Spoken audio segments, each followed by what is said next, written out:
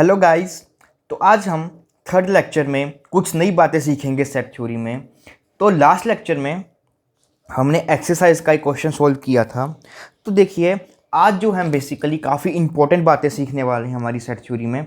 तो देखिए सबसे पहले हमने ये बात की थी, कल कुछ हमने जर्नल सेट्स की बात की थी। अब जैसे कि कुछ मान लीजिए हमारे पास कोई भी एक सेट है ए। तो मान लीजिए हमारे पास कोई एक सेट है ए जिसमें हम क्या करते हैं, कलेक्शन लेते हैं नंबर्स की, that is the collection of natural numbers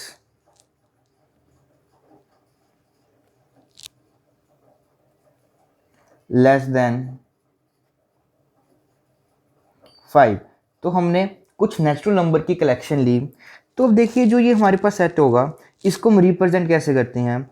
तो इसको रिप्रेजेंट करने के लिए हम क्या करेंगे, एक करली ब्रैकेट यूज़ करेंगे और इसमें जितने भी एलिमेंट्स होते हैं, जो इसके मेंबर्स होंगे, उन सभी को क्या बोलते हैं, हम उनके एलिमेंट्स कहते हैं। तो ये हमने लिख लिया।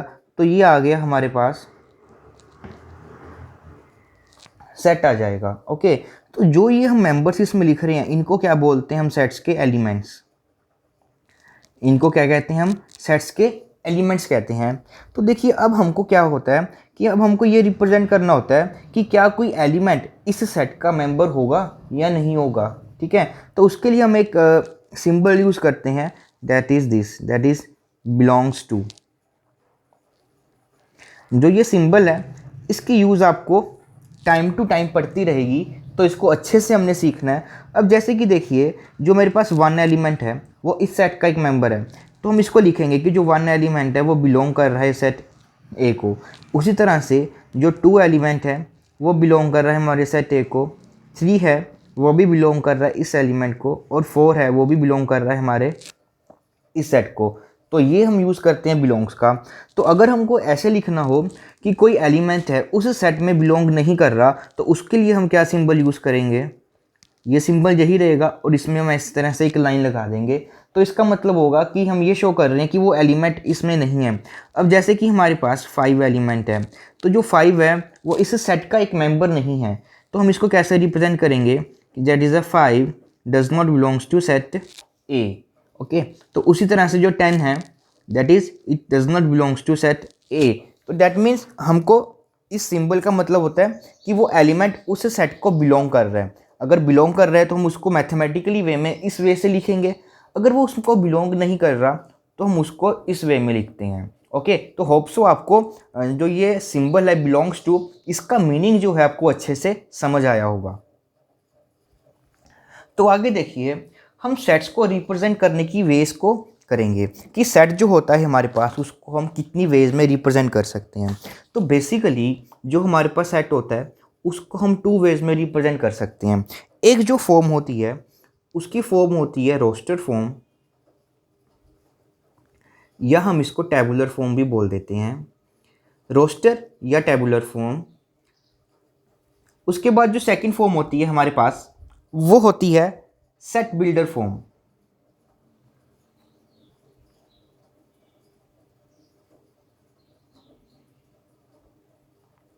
तो सबसे पहले हम सेट रोस्टर फॉर्म या टेबुलर फॉर्म को डिस्कस करते हैं। तो देखिए नाम से ही क्लियर है, रोस्टर या टेबुलर फॉर्म। इसमें क्या होता है कि हमको जितने भी हमारे पास इसमें एलिमेंट्स होते हैं उन सभी को लिखना पड़ता है। वन बाय वन हम क्या करते हैं, उन एलिमेंट्स को मेंशन करते हैं इस फॉर्म में लिखने के लिए। ओके, फॉर एग्जांपल के लिए देखिए अब मेरे पास यहाँ पर क्या है, that is the collection of natural numbers less than 5। तो इसमें हम क्या लिखेंगे, सबसे पहले कैपिटल लेटर्स। तो इसके एलिमेंट्स को लिस्टेड करने के लिए हम क्या करेंगे, एक करली ब्रैकेट लगाएंगे और जितने भी इस सेट के एलिमेंट्स होंगे वो हमें इसमें मेंशन कर देंगे सेपरेटेड बाय कोमास। अब देखिए इसमें कितने मेंबर्स होंगे हमारे पास, 1 2 3 एंड 4। तो ये क्या हो गया, हमारे पास ए सेट की रिप्रेजेंटेशन होगी इन द रोस्टर या टेबुलर फॉर्म में। अब दूसरा क्या आता है, सेट बिल्डर फॉर्म। तो सेट बिल्डर फॉर्म में हम क्या करते हैं, इसको शॉर्ट फॉर्म में लिखते हैं। उनके बीच में जो भी हमारे पास रिलेशन होता है उसको मैथमेटिकली वे में लिखते हैं।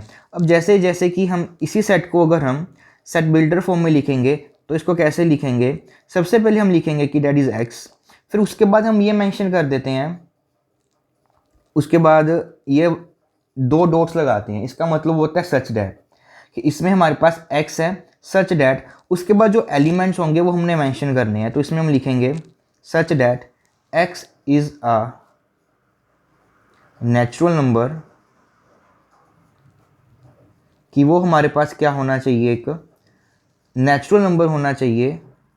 एंड वो नेचुरल नंबर क्या है हमारे पास, that is x strictly less than 5।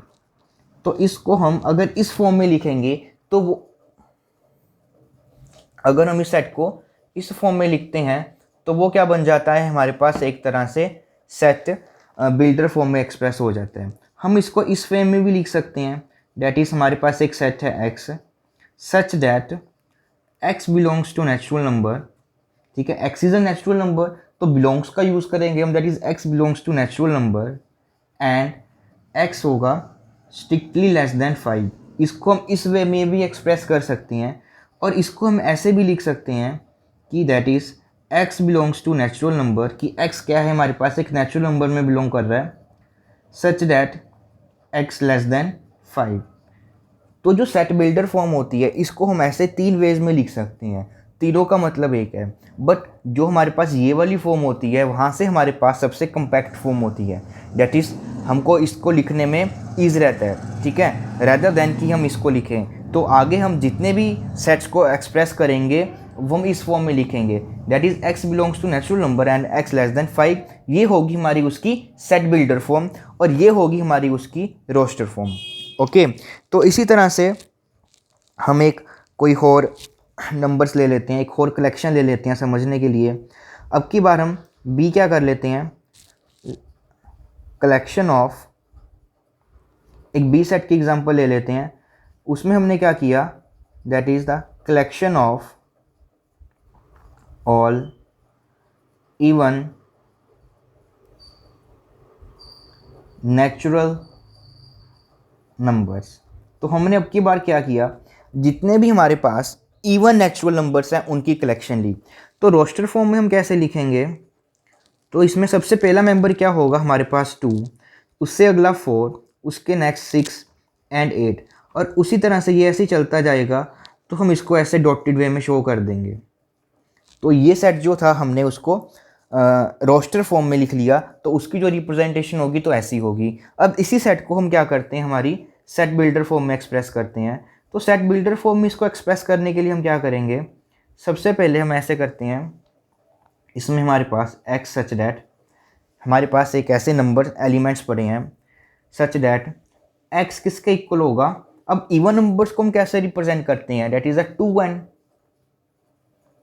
कि 2 के जितने भी मल्टीपल्स होंगे वो सभी के सभी इसमें आएंगे। और यहाँ पर हम लिख देंगे कि जो n है वो बिलोंग कर रहा है हमारे पास एक नेचुरल नंबर को। तो ये हमारे पास एक पहली वे होगी इनको रिप्रेजेंट करने की। ओके, अब हम इसको इस वे में भी एक्सप्रेस कर सकते हैं, डैट इज़ बी में एलिमेंट्स क्या होंगे, 2 के मल्टीपल्स होंगे, डैट इज़ 2n होंगे, such that n belongs to natural number. तो ये हमारे पास एक अनदर वे होगी सेट बिल्डर फॉर्म में इन एलिमेंट्स को एक्सप्रेस करने की। ओके, तो होप सो आपको सभी को जो हमारी रोस्टर फॉर्म है और सेट बिल्डर फॉर्म है उसके बारे में पता चल गया होगा। ओके, तो अब एक और एग्जांपल कर लेते हैं हम इजी वाली। तो अब सी में क्या करते हैं, हम कलेक्शन ले लेते हैं, that is the collection of all vowels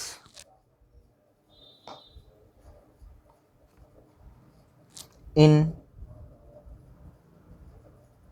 English language. Okay, तो जब हम इसको रोस्टर फॉर्म या टेबुलर फॉर्म में करेंगे तो क्या करेंगे, जितने भी वोवल्स हैं उनको हम लिख लेंगे separated by the comma, A E I O you.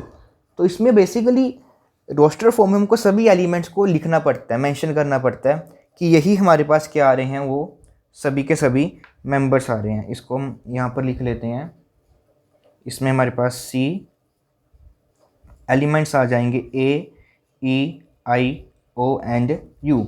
अब की बार हम क्या करते हैं, इसको सेट बिल्डर फॉर्म में एक्सप्रेस करते हैं, तो इसमें हम क्या लिखेंगे, सी में हमारे पास कौन से एलिमेंट्स हैं, such that x, such that. अब जो वोवल्स हैं उसको मैथमेटिकली वे में तो हम एक्सप्रेस नहीं कर सकते, तो यहाँ पर हम ये लिख देंगे कि इसमें x, such that x elements हैं, सच दैट एक्स इज,